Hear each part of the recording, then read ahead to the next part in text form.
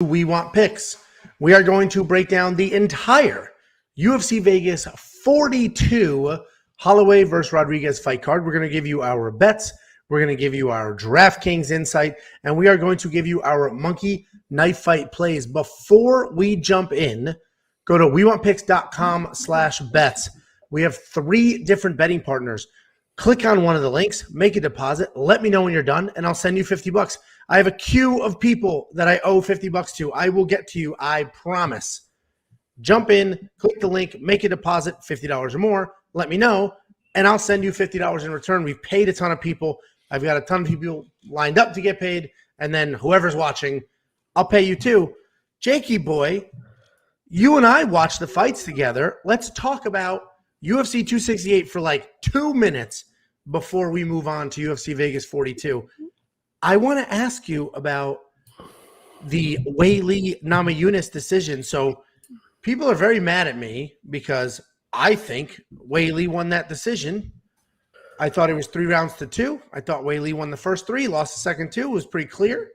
You were on the other side of that, though. Yeah, that was. I thought the first round was for Rose. Listen, I was joking the entire time that at the end of the fight that it was 4-1 Rose, and how a judge saw it 4-1 Rose is just the most asinine thing I've ever seen. Because I think it was clear. Was it 2 and 3 were Weili, definitely 4 and 5 were Rose.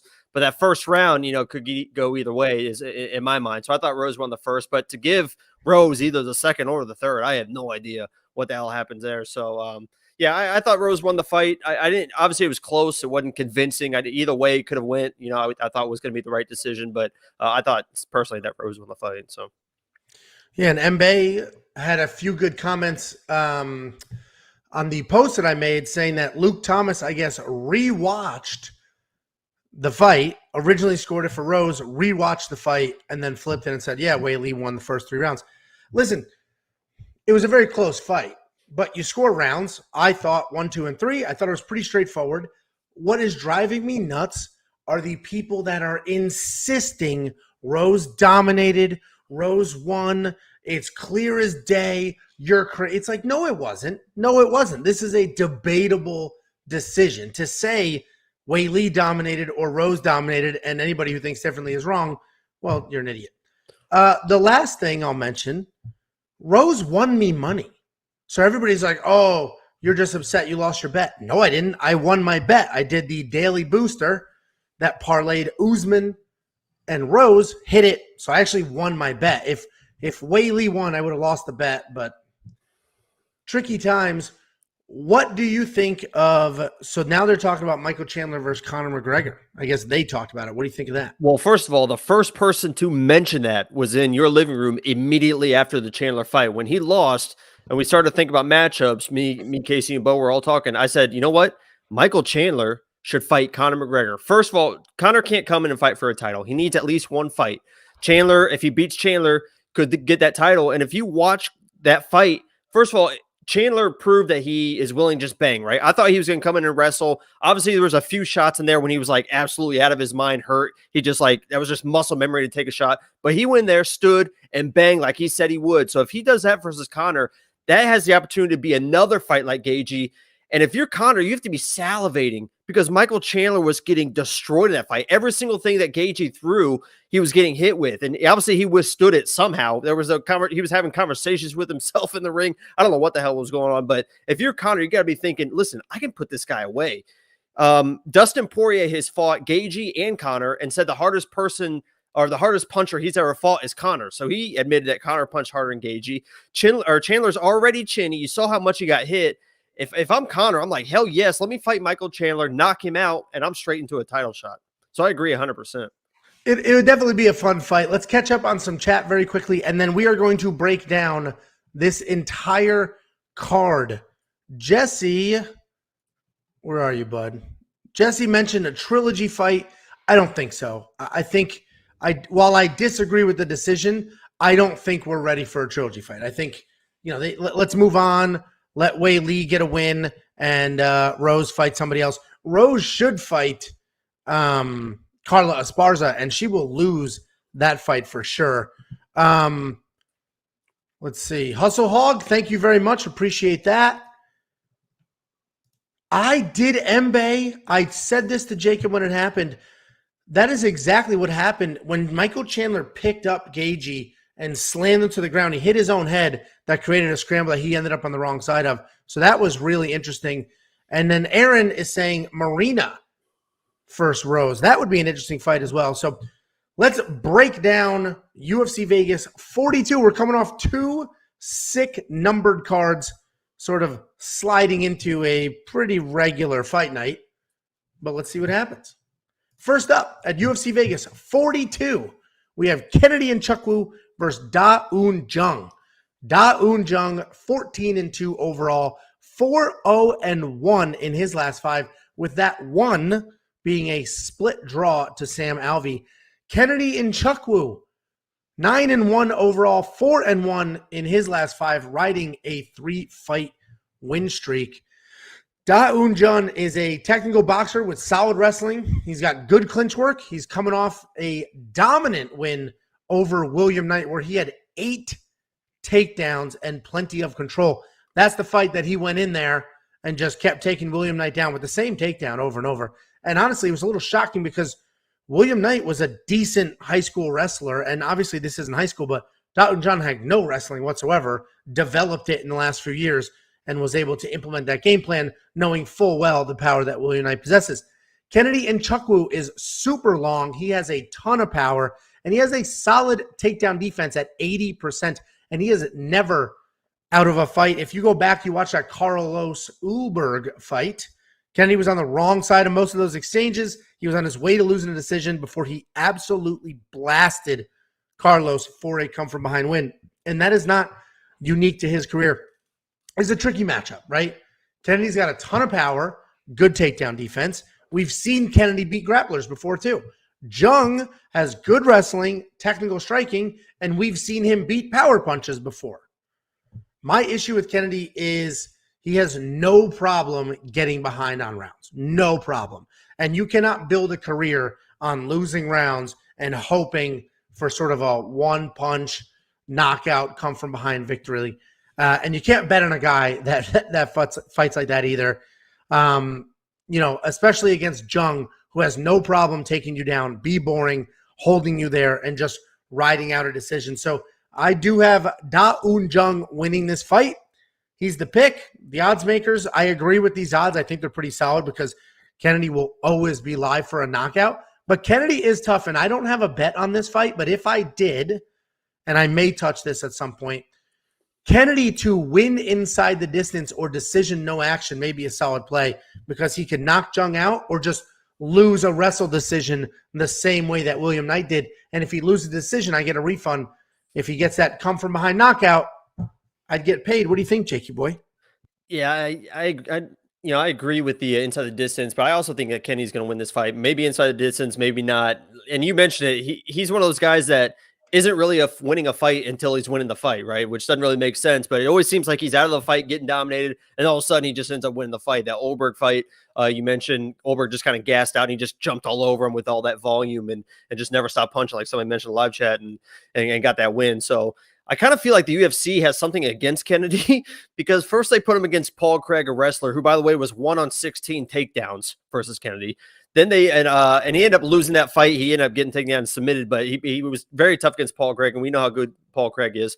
Then they put him against a jiu-jitsu guy who was 2 of 12 for takedowns and couldn't finish him. And then put him against a kickboxer who he got through. So I feel like they have something against this guy for some reason, but I just think that this comes down to can Jung get the takedowns, and I don't think he can. I think he proved against wrestlers before that he can withstand those takedowns. He's going to come with the volume, and it is kind of funny with Jung how he was a split decision. What was it with the win versus Sam Alvey or the loss versus Sam Alvey, and then it's like the complete opposite person of Sam Alvey. It was a split draw.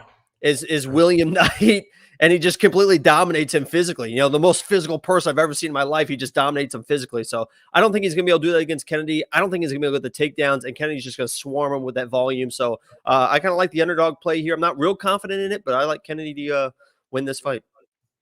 Yeah, I mean, I don't, like I said, Kennedy's great. He's got power. He's never out of a fight, which is fantastic, especially in a fight where he will probably be behind for a round or two. But my issue is that you just can't bet on a guy that has no problem falling behind a round or two. That makes that you lose some confidence there. But so DraftKings, I guess, do you like him at $7,900? Yeah, that's a decent value if you think he's going to win. Yeah, I don't think it's going to be inside the distance. Like you said, there's always that opportunity that he does get taken down and controlled by Jung, because we saw that against William Knight. So I wouldn't play him at 7,900. Yeah, I mean, I don't like. It's risky because Kennedy is always like. Just so you know, those odds are -115 for Jung, and Kennedy's -105 now. So they're moving. So I did these graphics yesterday. So that's how much it moved in one day. I do think Da Un Jung at $8,300 might be a solid play, because the amount of takedowns, if you go back to that William Knight fight, he had a ton of takedowns, a ton of control, and scored 1,000,000 points. Paul Craig, 1 for 16. What'd you say? Paul Craig, 1 for 16. Okay, what? Paul Craig was 1 for 16 takedowns versus Kennedy. He's not going to be able to take him down. Well, he's got good takedown defense, but we'll see. That's what makes these fights just so amazing. We'll see. What do you think of this monkey knife fight line? Frankly, if Da Un Jung gets the takedowns, 73.5, no problem, blow right past it. If he doesn't, I don't know how many he's going to be able to absorb and put out, but you raise the roof there. You're saying more and more? Easy, more. Yeah, I think it's probably more and more. They'll go at it. It should likely be a decision unless Kennedy gets a stoppage, because Da Un's not going to pull off a stoppage. The only question is, does he get those takedowns? Because if he does not get the takedowns, do you still think he gets past 73? Yeah, I think it's just, Kennedy's not going to knock you out with one punch power. He's just going to swarm you. So he's a decent striker as well. We didn't even realize he was a grappler until the William Knight fight. So I think it's just a long decision. One more. Yeah, it should be an interesting fight. Honestly, it could either be really fun or super boring. So it's a interesting one to open the card. And just a reminder, this is a very early fight card. This is not the normal 9 p.m., whatever it is, main card start time. Next up, at UFC Vegas 42, we have Mark Dayakis versus Rafael Alves. Mark is 14-4 overall, 2-3 in his last 5, coming off of a decision loss to phenomenal kickboxer Rafael Fiziev a year ago. And Rafael Alves is 4-1 in his last 5, 19-10 overall. And he did have a nice little win streak before the UFC absolutely punished him with his last matchup. Mark Dayakis.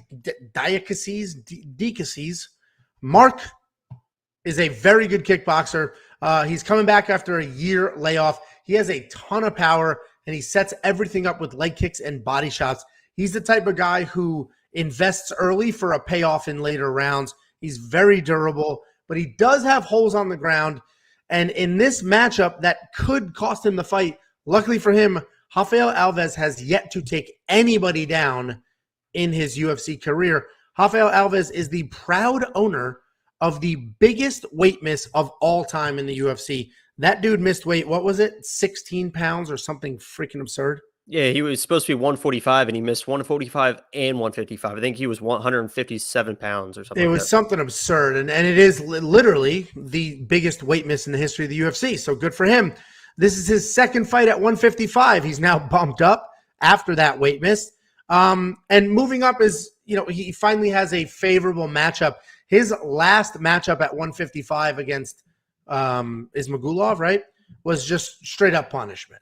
That was just the UFC saying, you don't do that to us. They punished him, and now he has himself at least what can be a winnable fight. Alves is very flashy with solid speed and power. He is a finisher, but if he doesn't finish, he can get into some trouble because his cardio is not amazing.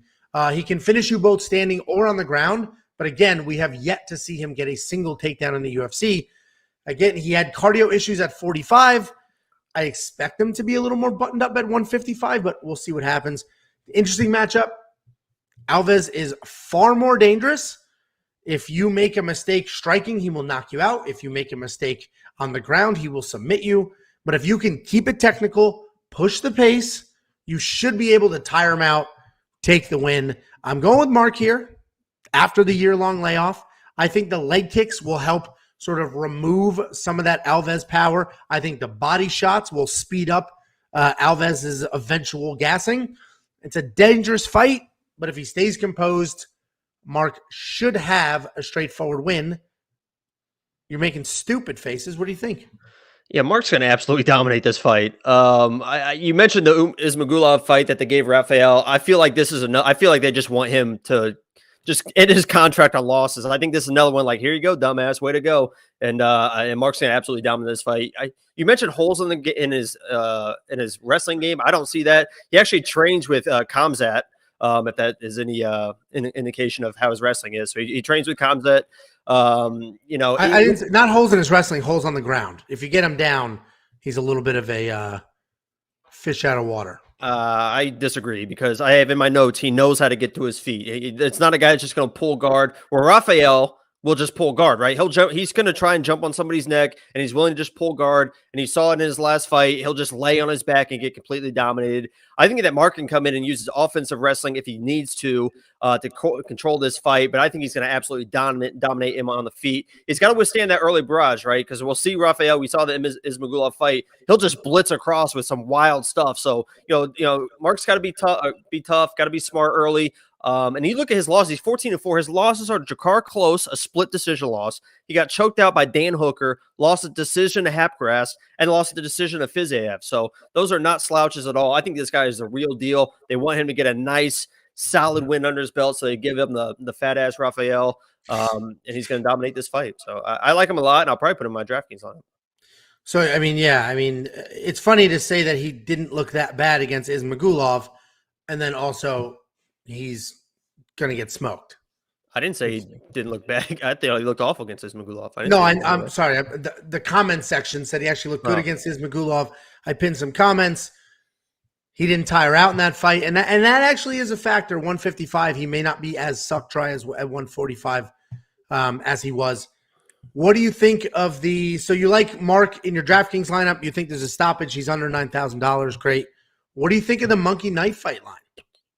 I probably play more I agree. Rafael, he is tough. I think he's probably going to gas. I think Mark's the real deal though, and watch out for Mark. Will do some flying knees too. And if Rafael's taking sloppy shots, we've seen like for some reason flying knees are like the new thing, right? Everyone's doing flying knees. Everyone's getting knocked out. It seems like every single week by flying knees. So this is if I'm gonna try and find a flying knee prop, and I'm hitting it. It's interesting. Like you say, if he takes a sloppy shot. As dangerous as he is on the ground, he doesn't have a single takedown in the UFC, right. Not one. Right. Which is interesting. And not that he's not capable. He just hasn't. He's perfectly fine at striking and moving forward. I do like the more and more Monkey Knife fight. I think unless there's an early flash knockout, both these guys are tough. Both these guys are going to fight. More and more should be fine. And this probably, I think it should go to a decision, but there could be a stoppage on the Dayakis side. I wish I was pronouncing that correctly. Either way, this should be a fun one. Grab some props. wewantpicks.com/bets. Jump into a promo, and I'll pay you $50. Next up, at UFC Vegas 42, we have Courtney Casey versus Liana Jojuja. Woo! Courtney Casey, 9-9 overall. 2-3 in her last 5, coming off of 2 losses. Liana Jojuja, 8-4 overall, 3-2 in her last 5, coming off of a stoppage loss to Miranda Maverick a year ago. Courtney Casey, good striker with solid grappling. She has solid power in her hands, and uses range well. She is on the wrong side of a win streak, but she's competitive in almost all of her fights. And is incredibly tough. She can win a technical striking fight and pose threats on the ground if she's on top. Jojuja, good striker. She stomps her way forward. And I say stomps because she is very heavy on her feet. She does not have the best movement. She can be dangerous on the ground, though, if you give her the opportunity. Just watch the Belbita fight. Her issue, as you've heard me rant about with other fighters, and I almost just ranted about it with Rafael Alves, is she's good on the ground. That's her path to victory in most of her fights, but she does not have very good takedowns. And I will just never understand that. You need to get it to the ground to win this fight, and you're just not very good at getting it to the ground. Listen, Courtney's a good size favorite here, 2-1. I do think that's a little wide. I think it should be a little closer, but I understand how they got to 2-1. Courtney has the higher level of competition.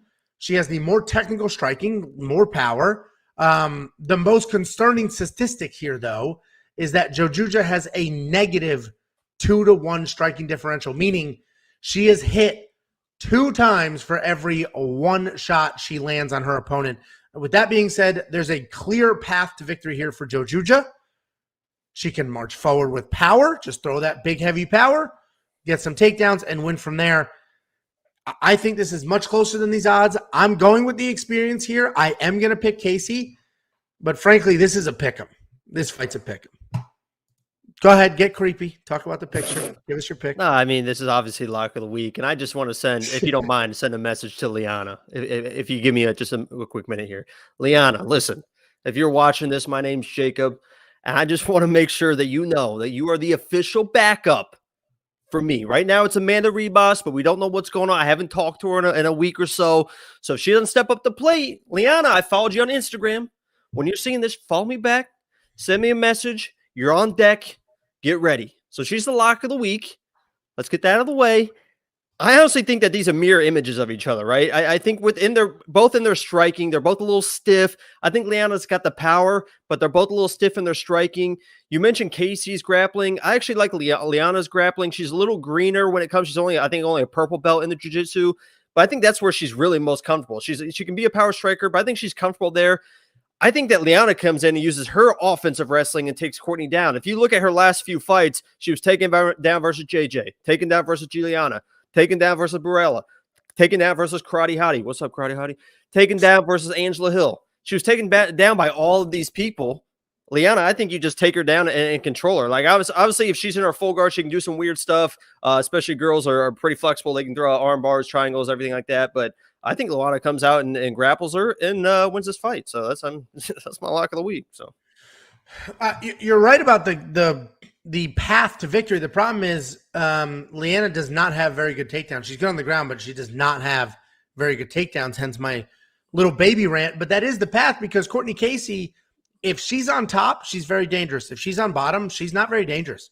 She doesn't pose much of a threat. She almost hangs out, lets you ride out, lets you take the round. So that's why I said I think this is much closer to a pick'em, but I'm going to lean experience here. I mean, she is a 500 fighter, but there's some decent names in that list, and she's been in some actual wars. She's tough. She's well-rounded, and definitely the better striker. So obviously you like Liana here. So you like the $7,400. Georgia tough. It's her and Delidze on this card. Georgia tough. Gigi's from Georgia. They're tough as shit, man. I don't like either one of them for DraftKings personally. This monkey knife fight line is interesting. 113 strikes for Courtney Casey. That just seems like so much. What do you think? Yeah, less. Might even go less, because even Liana is not a volume. She's a count. She wants to counter, right? And she wants to throw some big power shots off the counter. So I don't know. This could get sloppy though, to work, because neither one of them have really good striking defense. So it could just be like jab. Everyone's getting in the face every single time because nobody really has good head movement. So I definitely like the less, but that 56 is a little tricky. I don't like that. Yeah, 56 is a hard line. 113, I definitely like the less. So this is the type of thing where you go to Monkey Knife Fights. So you go to wewantpicks.com/MKF. And just real quick, everyone that is slandering Liana right now, I'm gonna go back, get every single one of your names, and you guys are gone. You're done. Okay? Knock it off. Anyway, wewantpicks.com/MKF. Sign up, make a deposit. They will instantly match that deposit. The Courtney Casey line, go into the slates. Find her in the slates and pick the less. Because this matchup, this line's a little tricky, but 113, I like the less. Find her in a slate, hit the less. wewantpicks.com/MKF. Next up, at UFC Vegas 42, we have Shawn Woodson versus Colin Anglin. Shawn Woodson, 8-1 overall, 4-1 in his last 5. Colin Anglin, 8-2 overall, also 4-1 in his last 5. Shawn Woodson has great boxing. He was a legit boxer before moving to MMA. He's very long. He knows how to play that long game well. And I don't normally care about reach. I always bust people's chops that just pull up Tapology, read what's on the screen, and make their picks from 8 inches reach. They win. But that actually, in this fight, that actually is a factor because Shawn manages range really, really well. He's a very good boxer, and he has an 8-inch reach advantage. So that actually matters quite a bit in this fight, and that will work for him. If Colin manages to work his way inside of that pocket, get past that reach, gets nice and close, he will have a hard time taking Woodson down because Woodson has an 81% takedown defense, which is rock solid.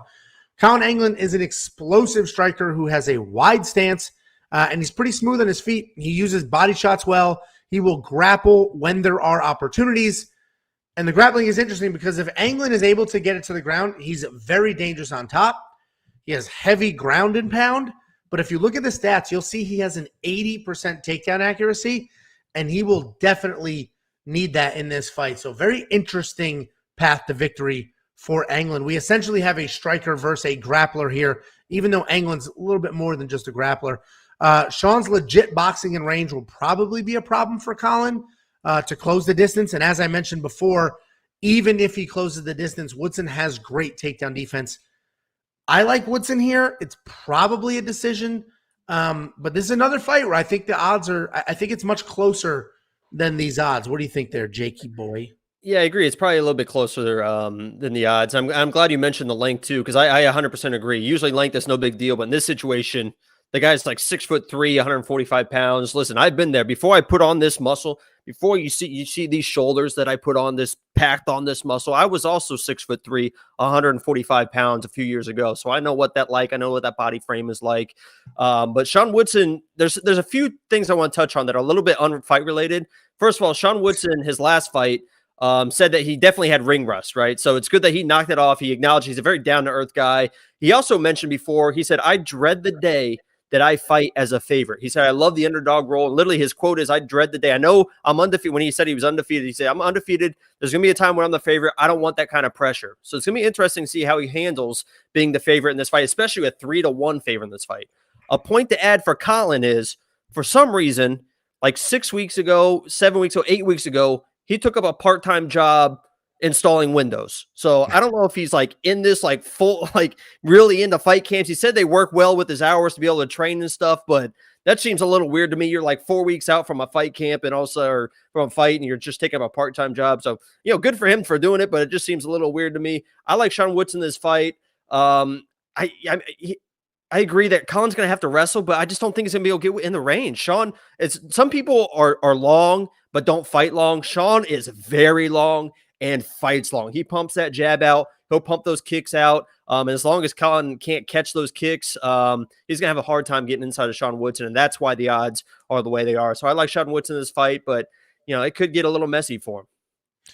Yeah, I completely agree. It does get, when the path is grappling and you're a capable grappler, that does complicate things because, he may only need to get it to the ground one time, just one time. And Shawn Woodson, very good, clean boxer, but he's not exactly Mr. Wild Knockout, right? He's not exactly tons of crazy power. He'll pick you apart, he'll beat you up. And that's why his strike line is what it is, right? If he had a ton of power, his strike line would be much lower. That's his strike line because, almost like a Max Holloway where he's very good, very clean, tons of strikes. Eventually he could put you out, but one punch isn't going to do it. So we're both on Shawn Woodson here. $9,200, a lot of money to spend considering he's a striker. And I don't think there's a stoppage. So $9,200, you're not going to get the five-point takedowns. You're not going to get a stoppage most likely. I'm not spending that. There may be value at $7,000 for Colin Anglin. 5 points per takedown. He has a very clear path to victory with the grappling. That may be worth throwing in your lineup, depending what your lineup looks like. What do you think of this Monkey Knife Fight line? I think it's less more. And I totally get why Shawn Woodson is at 114. He is a high-volume striker. His boxing is very good. And that range control, he can keep you away. The reason I like the less on him, though, is I do think Colin will try to grapple. So I think they'll try to be some cage control, try to hold him against something, try to tie him up a little bit, which may keep that 114 a little lower, and he'll get up over the 50 because I do think it's a goes to a decision. What do you think about that?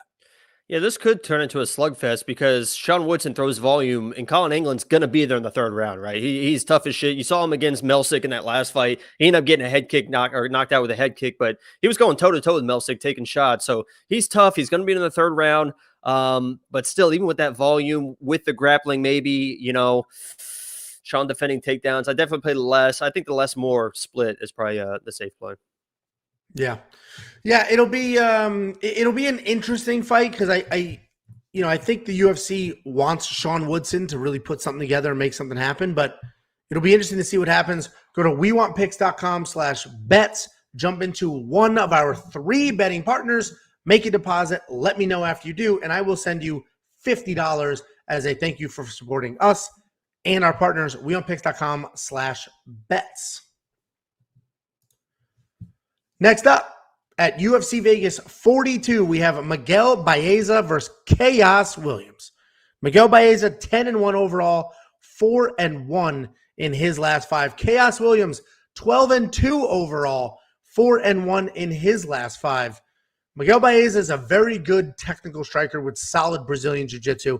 He looks better in every fight, and he has a very solid fight IQ. He does a really good job using his kicks to take away his opponent's legs and wear down their cardio. He's tough, but there are questions about his chin, and Chaos isn't exactly the person you want to have test your chin. Chaos Williams is also fun to watch. He walks people down. He has a ton of power. He has solid low kicks himself, and just like Baeza, he uses those kicks well to take out his opponent's legs, slow them down so he can come up top for a knockout later in the round or later in the fight. He has legit power. He is very durable, and he is always live for a knockout. Honestly, this is a super fun fight. I think the odds should be flipped. I think Chaos should be a slight favorite. Baeza is likely the more technical striker, but we've seen his chin have issues. Chaos definitely has the power and speed advantage, but I actually think this fight might come down to Chaos's takedown defense. We have not seen him defend or execute a single takedown in the UFC. Nobody tried to take him down, so we haven't seen him defend it, and he hasn't tried to take anybody down, so we haven't seen him, on that side of wrestling either. We've seen no wrestling from him whatsoever in the UFC, because if he touches Baeza early, Baeza may look to grapple, and how Chaos responds to that grappling may be the differentiator in this fight. I am very slightly leaning towards Chaos because of the knockout potential, but I am worried about that pick because I think Baeza may look to grapple, and if he does, there's a ton of unknowns. We literally have no idea how Chaos would respond to that and what he would do. Jakey boy, what are your thoughts? Yeah, explain this Baeza chin thing. He's never been knocked out, and Did you watch the fight? He's never been knocked down. So Justin Gaethje hasn't been knocked out either, but we've seen him very rocked. Well, it sounds like his chin held. I mean, it sounds like his chin's holding up to me. Holy shit! The guy's never been knocked down. Never been knocked down. I mean, that sounds like a good. It means he's getting hit on the chin. He's holding up. What do you want from him? Okay, so we've seen him. Just because you don't fall completely to the ground doesn't mean you're getting hit in the chin, and it sounds like you're doing pretty well. Okay. All right. So you picked. You and I are going to bet. You and I are going to bet. I absolutely love Chaos Williams, and I absolutely hate this matchup for him because I think Miguel Baeza is just a little bit cleaner in the striking. I think Chaos is going to load up, and it's going to be a nice little slip and a counter because, Chaos, I think he does chase a knockout. It's kind of funny about Chaos, too, because he's known about this he's known as a knockout guy, but he can also go to distance. He can win decisions. And I think this fight, he's going to have to just try to win a decision. He can't knock Baeza out. Baeza is gonna slip the punches and counter, and he mentioned he's got the grappling as well. He's a jiu-jitsu black belt, like an accomplished black belt that just knocks people out. So if he can go to the ground if he needs to. I love Baeza in this matchup. I love Chaos, but I hate this matchup for him. I think Miguel's just a little bit too clean. If Chaos' path to victory is just make this a boring, just jab, and outpoint Baeza, because I think if he comes with power, he's just going to get countered. Miguel's just too slippery, too good on those shots. I absolutely love Miguel Baeza, and I hope this is a war. I hope he doesn't grapple, but I feel like he's going to go to the grappling and give Chaos some issues. So I think Baeza is the real deal, and I love him in this fight. Yeah, I mean, he's definitely the safer pick, and the grappling to me is the biggest question because it's not like we've seen. I can't confidently say Chaos Williams is going to defend takedowns no problem or he's useless, right? I'm not sure. But for you to say Miguel Baeza hasn't had a suspect chin is crazy, and it was just pointed out. I pinned it on the screen by Bunquiqui. Matt Brown almost put his lights out. He was on ice. I'm looking at it. No knockdowns. So what? And then he knocked Matt Brown down twice. Okay, and okay. All right. So I know what you mean. Happens. If you get hit in the chin, what do you? How are you supposed? You're just supposed to just eat it? Nobody just eats it. I mean, the big shots. He gets a little wobbled. He withstood it. Ended up knocking. So who do you think hits harder? Chaos. Who do you think hits harder? Chaos Williams or Matt Brown? Chaos Williams hits harder. Okay, thank you. That's the end of that conversation. So, do you like Miguel Baeza at $8,500? No, because Chaos is very good. Yeah, no. I mean, he's. I don't think. But if you think Miguel Baeza is going to wrestle, that's 5 points per takedown. Yeah, but Chaos is good, man. I mean, just because you haven't seen him wrestle, he's going to be able to. He knows what he's doing in there. So I think it's a long fight. Maybe I guess it's only a 12-fight card, so $8,500 actually is a pretty decent price. So I might look at it. Yeah, and Mbe has a great point. Marvin Vettori just eats the shots without ending up on ice skates. Just cracks him in the chin. He just keeps going forward. Makes weird faces. Yeah, but he just eats them. That is just his face. He's a very emotional guy. I do like the more on Monkey Knife Fight, though, because I think they'll go at it. This is likely a decision unless Chaos Williams can put him away. I just think Chaos Williams will touch him with the power, frustrate him with the power, and get Baeza making bad decisions. Potentially stop him later in the fight because I don't think it would be an early knockout, but I do think they should get over this strike line. What do you think? Especially if Baeza wrestles, he'll blow past 66. Yeah, I feel like we are agreeing on every single more or less the past few weeks. I agree. One more. Yeah, as soon as we're done filming, I'm going to play these lines, but you guys should play them now because the Monkey Knife Fight lines are exactly like betting odds where they move with money. So as people come in, as people play the lines, they will move. So if you like a line, hit it before it moves, because if you show up on Friday or Saturday, sitting down, having your coffee, thinking you're going to play these lines, I've made that mistake. They're really tough by the end of the week. So I like more here, and as soon as we're done, I'm going to hit it, and you should too. wewantpicks.com/MKF. Promo code WWP. They will instantly match your deposit up to $100. Next up, at UFC Vegas 42, we have Cynthia Calvillo versus Andrea Lee. Cynthia Calvillo, 9-3 overall, 2-2-1, coming off of a stoppage loss to Jessica Andrade just 1 month ago. Frankly, I've managed fighters for 15 years. Typically, when you get stopped in a fight, specifically a KO or a TKO as she was, that's a 90-day automatic suspension. I'm assuming she was only suspended 30 days, which is really short for a KO or TKO, really short. So I'm surprised she's actually able to turn around this quickly and fight. Wasn't it just like volume punches? I don't think they were like hard punches. It doesn't matter. It was still a I know, but I think you're trying to allude to the fact that she might not have recovered. I think it was just like kind of volume. But I didn't say that. I would have said her brains are still scrambled. I'm saying when you lose by TKO, which is the referee stopped it, then you're usually suspended by 90 days. That's it. It's a standard amount. So they must have reached out to the commission and asked that she can fight.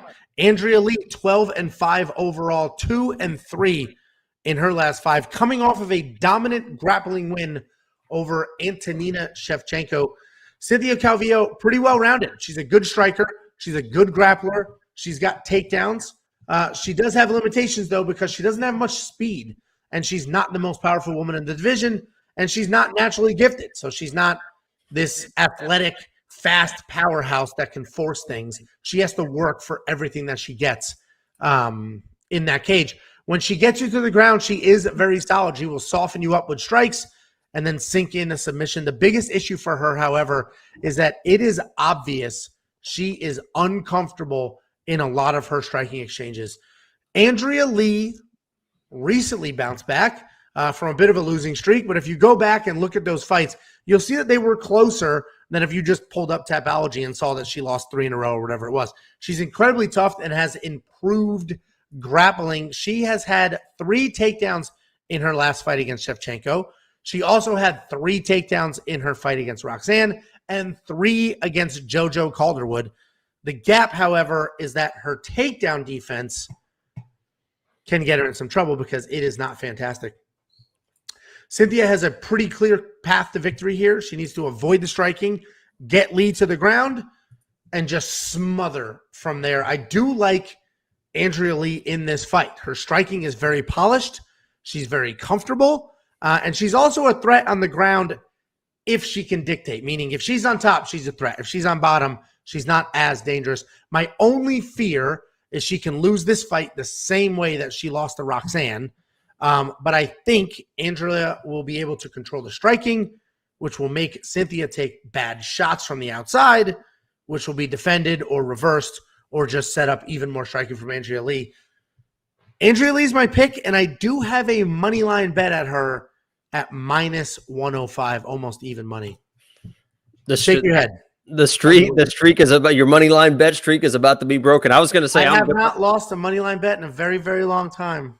I'm going to put a money line bet on Cynthia. I think she absolutely dominates this fight. I'm a big Cynthia fan. I picked Cynthia versus Andrade, and it was a little bit concerning because I thought she was going to be able to beat Andrade basically with her toughness because she is tough as hell. Yes, she'll fight dirty. She'll get on the ground. She's nasty. And then against Andrade, she just got completely bullied. It looked like from the opening bell, she was completely overwhelmed, wasn't ready for the moment. And I think that the UFC likes her as well. And I think they gave her a matchup that they are pretty confident that she's going to be able to win because Andrea Lee is not Andrade. And basically the only person that can beat Cynthia is Andrade because she lost against Caitlin Kuchajian, but she didn't really lose that fight. Caitlin does her little on every strike, and it seems like she's winning the fight. It annoys the shit out of me. I lost a lock of the week because anyway. Andrea Lee, what's funny about her is her nickname is KGB, and I always wondered why the hell is her nickname KGB? Apparently one of her coaches thought, hey, she kind of looks Russian, and gave her the nickname KGB. So that's a very weird story, but if you're wondering why her nickname is KGB, that's why. You mentioned, I think that Cynthia comes in. Andrea Lee is an accomplished kickboxer and boxer. Cynthia's not going to mess around. She's going to get in the pocket. She's going to take her down. I think she just dominates on the ground the entire fight. I love Cynthia in this matchup because of that. Andrea Lee's got submission threats, but I like Cynthia all the way to make this nasty, get back to making it nasty, getting dirty. So I like Cynthia all the way in this, and I'll put a money line bet on her. Yeah, it should be an interesting one. I mean, they both have paths to victory here. Cynthia Calvillo just looks so uncomfortable striking. And to speak on that, who's one of the best strikers in the division that we've seen? Just beat first she beat Ribas and then just beat whoever she beat. But it's Marina Rodriguez. That's what I'm talking about. Marina Rodriguez. Cynthia fought her to a draw, and so if you want us to talk about talent and how good she is. Well, I guess we will see what happens. DraftKings has it as a pick'em. The odds makers have it as a pick'em. So I guess whatever side you're on, you could throw it in DraftKings. It's a good value. I don't think there's going to be a stoppage on either side. I think Andrea Lee just makes Cynthia uncomfortable the whole fight and wins those exchanges. The monkey knife fight line, that's such a hard line. What do you think there? I don't know. What do you think, man? I don't know. I'm not going to touch this line because more means it's a war, a back and forth war. And I just don't know. If Cynthia is able to get a bunch of takedowns and stay on top, there's no way Andrea gets past 84. And if Andrea has 84, I don't know if Cynthia is going to be able to hang. She is very visibly uncomfortable. She turns her head. She is visibly uncomfortable fighting.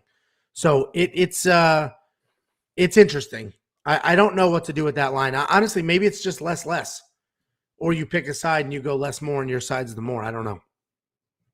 I don't know. I'm not Columbo. All right. Well, you're incredibly helpful, as usual. If you do think there's a stoppage here, or if you think there's potential for a stoppage, then go to wewantpicks.com/bets, jump into a promo, make a deposit, let me know, and I'll send you $50. And you could always do the wins inside the distance decision, no action prop bet.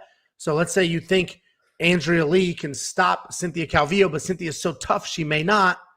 Well, do that bet. And if Andrea Lee stops her, you get paid. If she doesn't, if she loses a decision or wins a decision, but there's no stoppage, you get a refund. Super easy. wewantpicks.com/bets. Jump into a promo, let me know, and I will send you $50 as a thank you. Next up, at UFC Vegas 42, we have the feature prelim fight of the evening. We have Thiago Moises versus Joel Alvarez. Thiago Moises, 3-2 in his last 5, 15-5 overall. Joel Alvarez, 4-1 in his last 5, 18-2 overall. Thiago Moises is a good technical striker and a very high level, very good BJJ black belt. He's coming off of that bad loss to Islam, but honestly, so is everybody else in that division. Thiago mixes in his low kicks really well. He uses them to set up his takedowns, and he is a very, very well-rounded guy. Joel Alvarez is very tall for the division. He is 6'3", and he uses that length and reach pretty well. He's got solid kicks and okay boxing, but he shines in the grappling department as well. His grappling is interesting because he hasn't initiated a single takedown in the UFC. In fact, he hasn't defended one either. So every single takedown attempt on Joel has worked. He's been taken down 100% of the times people have tried to take him down in the UFC. But he is dangerous. He almost enjoys being taken down. Okay, take me down. I'm comfortable here. I can work from here. And he was able to submit 2 out of the 3 people and stop all 3 of the people who did take him down in the UFC. So although it might be very easy to take him down, it may not always be wise to do that. I think the odds are pretty spot on, though. While Joel is a massive human being for this weight class, and he has really good grappling, he doesn't have any wrestling at all. And Thiago is a phenomenal grappler in his own right. If I thought Joel would be able to initiate a takedown, end up on top, and plot his way through, almost like what Islam did, then Joel's a solid pick, but he can't, and he won't. So now we have Thiago, who's probably the better, more technical striker. Thiago, who definitely is the better wrestler. And Thiago, I think he's the better grappler, but even if he isn't, he'll still initiate the takedowns, be on top, and be in the proper position there to make things happen or to avoid stuff. So I like Thiago Moises here. I like his top game. I like his striking.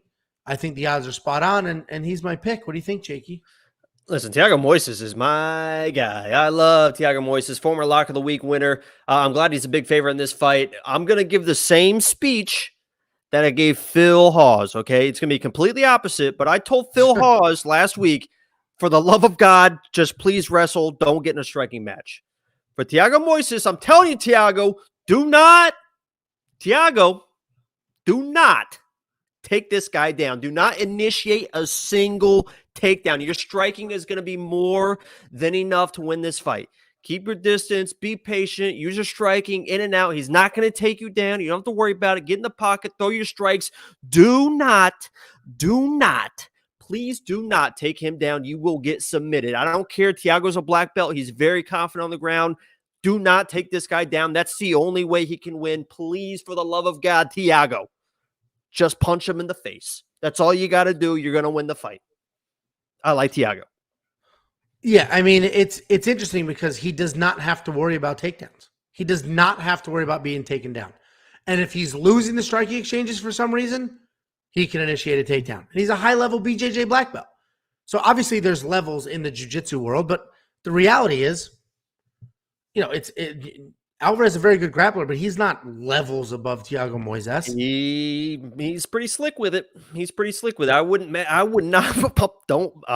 with it, Thiago. I know you're good, man. I wouldn't mess with it.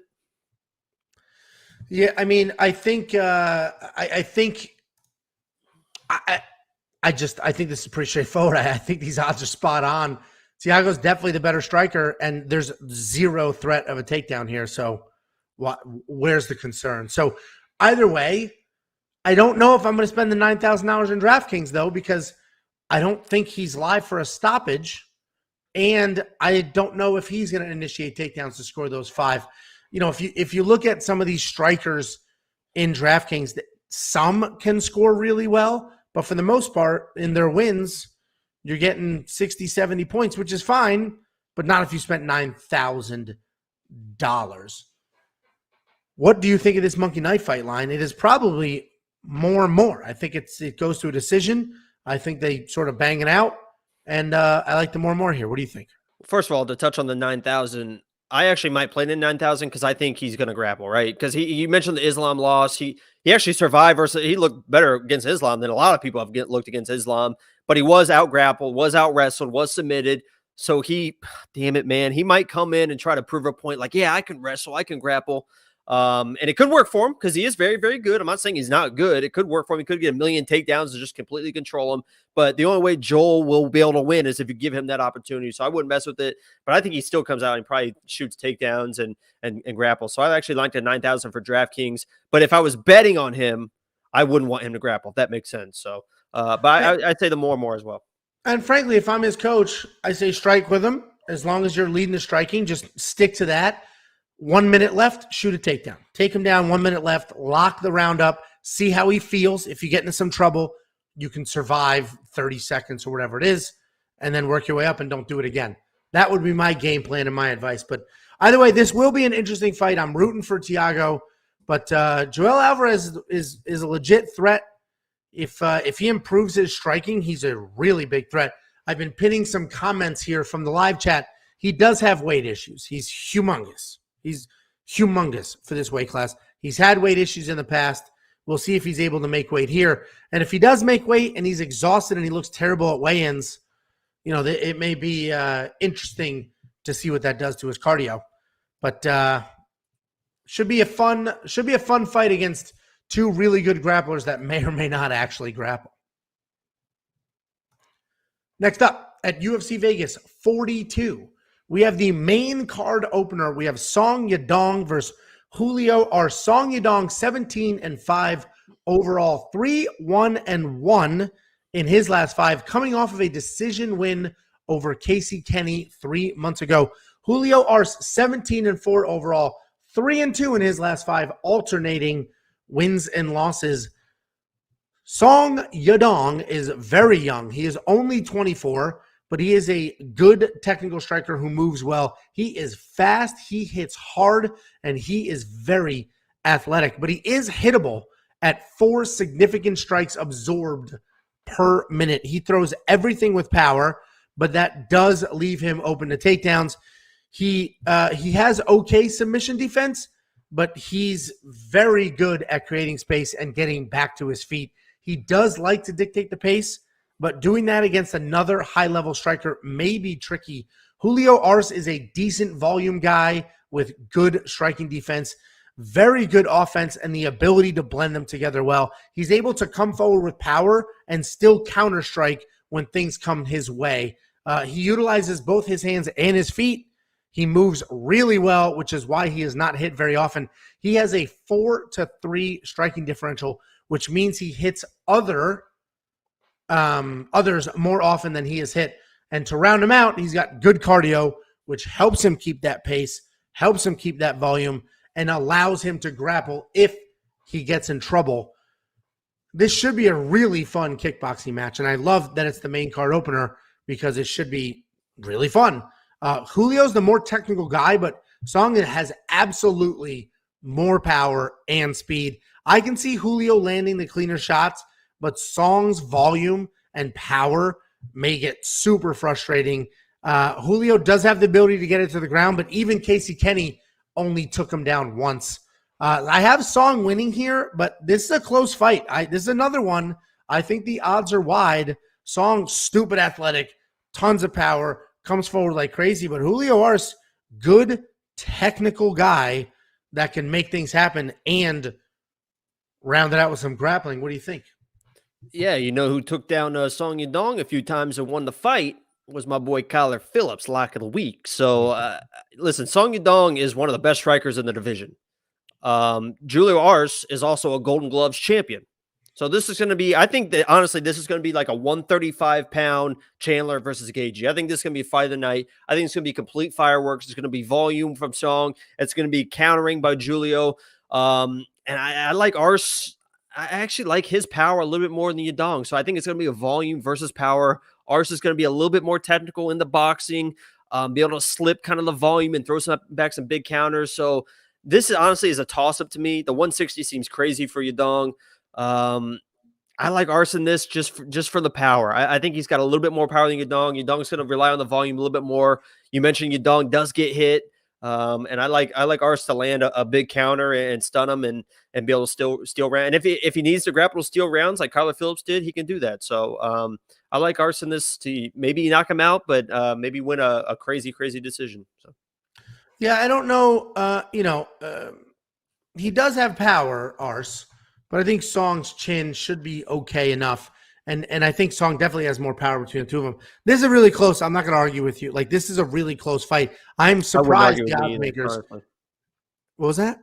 I said I wouldn't argue with me either. Yeah. Well, be thankful you get this human interaction once a week. I do think this is much closer than those odds. Minus 160 seems crazy to me. Are you going to spend? I mean, I'm assuming you'll spend the $7,800 in DraftKings. No. No. Well, you think he wins and he's dirt cheap. Why not? He's not dirt cheap. So he's $800. He's still looking for a more spectacular finish than that. So, well, you just said you think he could win by knockout, so that was a joke. What do you think of the monkey knife fight line? 103, Song with that power, 103 strikes. I know he's a volume guy and he continues to pressure forward, but I'm thinking less more here. You keep saying like with all that power, the guy has like 2 knockouts in the last like 4 years. He has 6 all time. He still has power, dude. Wins. He lumps people up. Everything is a significant strike. Everything is hard. Just because he was whipping big on out at 135 pounds, which is very hard to do, doesn't mean you don't have power. I mean, he was whiffing big on Kyler Phillips. He'll do the same against ours. Okay. I can't wait. You and I are going to bet all these fights straight up, and I'm going to take all of your money, and you're not going to be like you did Saturday night, right? Drop your dog off at a shelter. Just like you did Saturday night, right? Remember how much money you took from me Saturday night? How's your boy doing? What an absolute joke. How's your boy doing? If you want to get in on the action, wewantpicks.com/bets.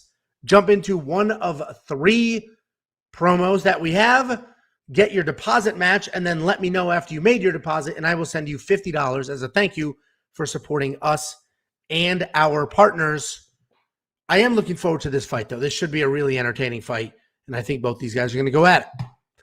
Next up, at UFC Vegas 42, we have the feature fight of the evening. Felicia Spencer versus Leah Letson. Felicia Spencer, 8-3 overall, 2-3 in her last 5. Leah Letson, 5-1 overall, 4-1 in her last 5.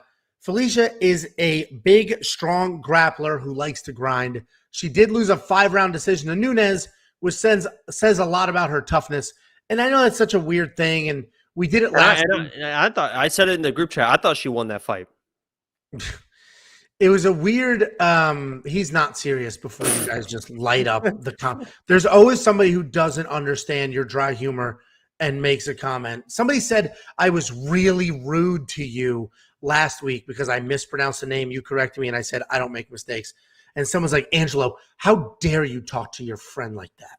Yeah, imagine what he does. Imagine how he talks to me offline. Yeah, and but also, don't you have friends? How do you talk to your friends? You're just like, oh, I hope you had a wonderful day. No, I don't. I mean, maybe just where I'm from, people are not supportive and everybody else is. Either way, Felicia Spencer, good, strong, big grappler, likes to grind, lost a 5-round decision to Amanda Nunes. And, you don't necessarily want to look at a loss and be like, but it just, if it says anything, it just says how tough she is. And Amanda was a little bit worried about the grappling, which is why that fight went the way it did. And she is a very good grappler. She's got a ton of pressure on top, and she's always looking for a finish if she gets it to the mat. She's not very good on her feet, which could be an issue here. Leah lost to Macy Chasson on The Ultimate Fighter, and then had a split decision win over Stolyarenko in her official UFC debut. But that was 3 years ago. 3 years ago. And I can't tell what improvements she's made, what changes she's made. I can't tell you. I can tell you in those 3 years that those were health-related issues. She was having real issues, like thyroid issues, and couldn't figure out why she was feeling the way she was. So it wasn't 3 years to get better. It was 3 years to survive, basically. Yeah. So not a good look. And the odds makers know that, right? You see the odds on the screen. But she does work in head kicks well, or at least she did. She was always looking for a finish on her feet, but she does have holes in the ground. This is a pretty straightforward fight. I see Felicia marching forward, pushing Leah against the cage, working a takedown, and then on top, she'll probably snatch up a submission or get herself a TKO. This is one of the very rare times where I grabbed a prop bet that wasn't a safety bet, meaning I normally do a +3.5. I normally do a wins inside a distance decision, no action, where there's some sort of safety net there. You almost never see me chase stoppage bets, but I did grab one here. I have Felicia Spencer wins inside the distance at +190. 3-year layoff, holes on the ground. Felicia on top is dangerous. I think she sort of ragdolls Leah to the ground, beats her up, either King Kong hammer fists or loosens up, gets a submission. So I'm obviously all over Felicia here. What do you think? Yeah, I don't know why this fight is on the main card. This should, if anything, it should have been, it should have been my girl Liana. Should have been on the main card. But yeah, this is going to be Felicia all the way. I joked about the Nunes fight, but if you watch the Nunes fight, a lot of those shots were perfectly timed shots. She was in there deep on a single on Nunes. Nunes just, she's Nunes, so she got it back. A lot of times she reversed those positions, but she had some really, really good shots and some really good opportunity versus Nunes. And this is not Amanda Nunes that she's fighting. So I like her in a big way in this fight. She's going to get the takedown. And I agree. I'll probably ride that inside the distance bet with you. I think she absolutely dominate this fight. So that's probably why they put on the main card to kind of spotlight her more, because they're really running out of girls in both the Nunes divisions and Shevchenko's division. So they got to prop somebody back up. Here's their opportunity. Yeah, I mean, it's just so cut and dry. The 3-year thing, it's funny because I'm looking at it as 3 years, that can't be good. You could look at it as and say, well, 3 years, we don't know how much better she could be, but I doubt it. All of 2019 was spent like trying literally to survive. Like she didn't know what was wrong with her. So there's 1 year gone. Yeah, well, and $9,100 in DraftKings, I would probably spend it because obviously I think she wins by stoppage, and DraftKings is all about chasing stoppages. That is literally the entire, that's how you build winning lineups, is chasing stoppages. So $9,100, she's one of the only 9,000 plus fighters, not the only, but one of the only on this card that I do think will get a stoppage. The strike line, I have to say less, because I think she just ragdolls her to the ground, and that's it from there. Maybe more or less, but I think less. What do you think? Less. Yeah, it's got to be less, right? So if you want to hop on that before it moves, do it now. I saw Chris Riley in the live chat. He's here watching. He will move this line as the money comes in, so hit it now. Gentleman's agreement, he will leave it till Wednesday morning. wewantpicks.com/MKF. Make a deposit. They will instantly match your deposit. Then you can just play with the free money. You don't even need to play with your real money. Play with the free money.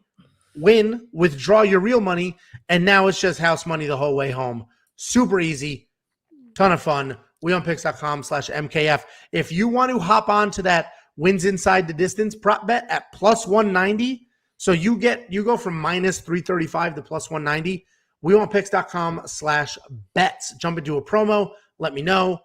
I'll send you $50. Next up, at UFC Vegas 42, we have the co-main event of the evening. We have Big Ben Rothwell versus Marcos Rogério de Lima. Big Ben Rothwell is 39-13 overall, 3-2 in his last 5.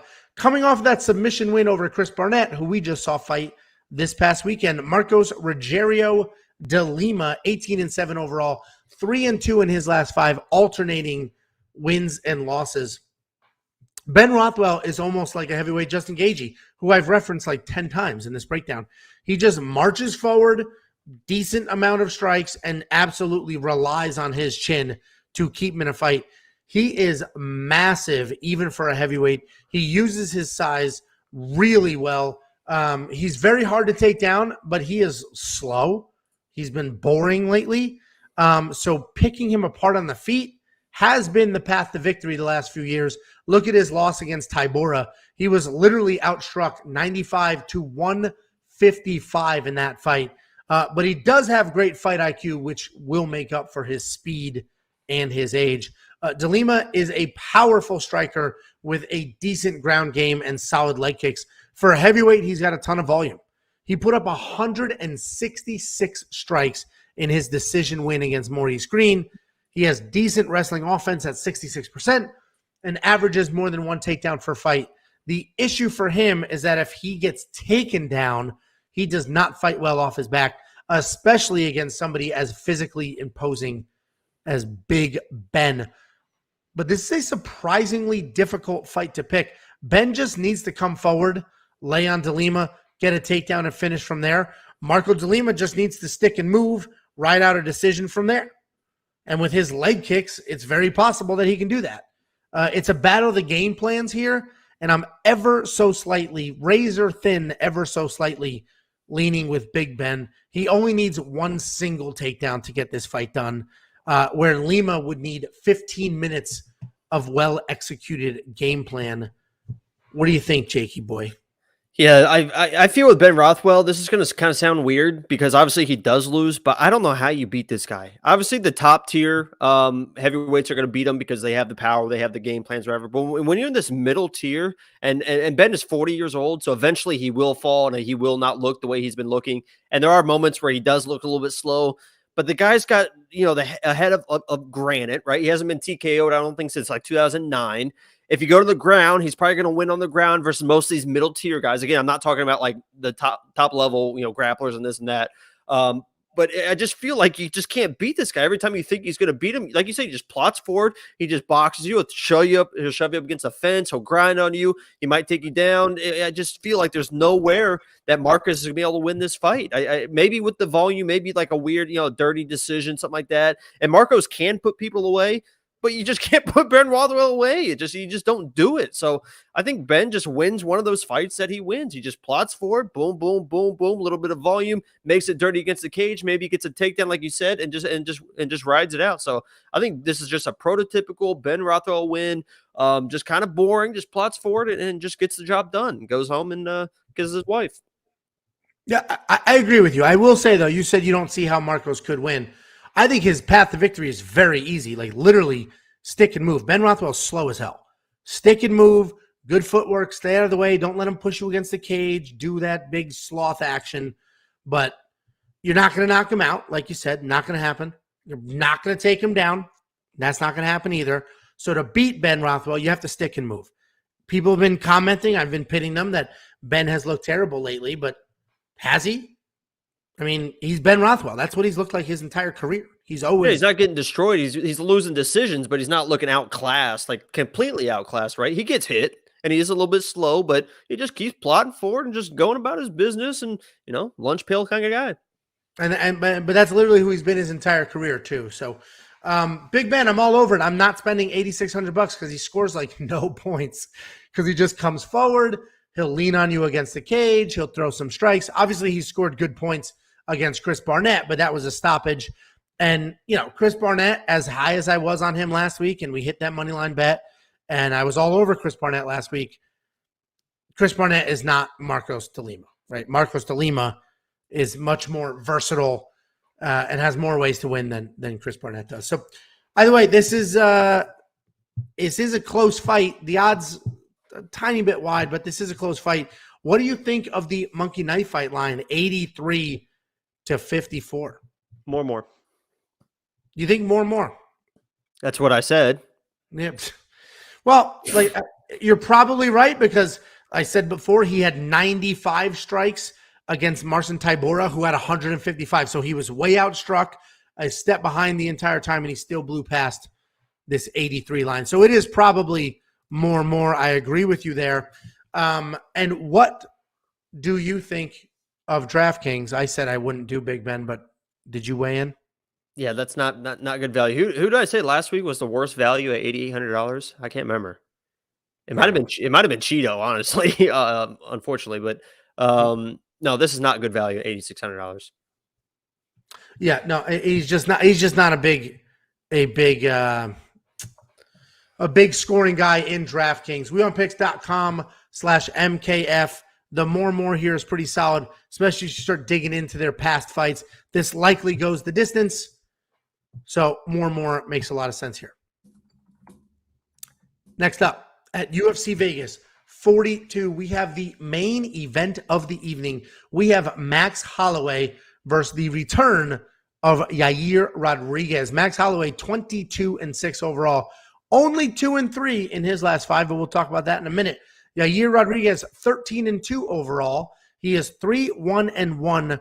Do you want to just do this real quick? Sorry to interrupt. Do you want to just do this real quick? Max is going to win and just end it. Okay.